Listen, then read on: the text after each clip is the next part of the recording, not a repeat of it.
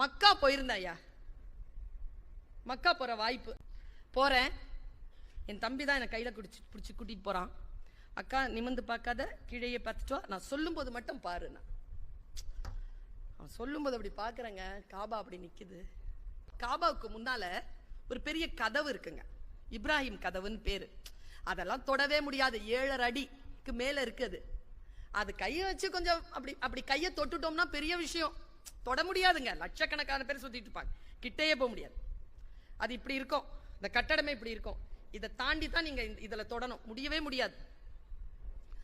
எனக்கு தான் கொஞ்சம் பிடிவாதக்காரினா, நுழைஞ்சிட்டேன் உள்ள.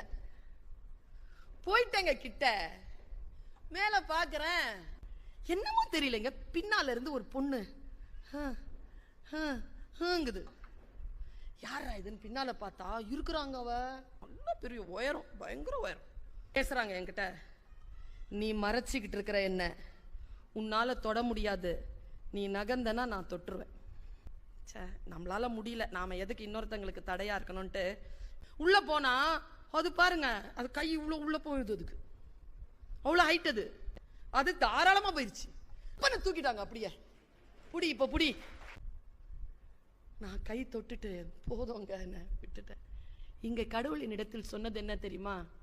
நீ தொட வேண்டும் என்று நினைக்கிறாய், உன்னால் தொட முடியாத நிலையில் இருக்கின்ற பொழுது, யாரோ ஒருவர் தொடுவதற்காக காத்திருக்கின்ற பொழுது அவர்களுக்கு நீ விட்டு கொடுத்தால் நிச்சயமாக உன் தொட வேண்டிய இடத்திற்கு நீ வந்து சேர்வாய் என்று சொல்லக்கூடிய ஒரு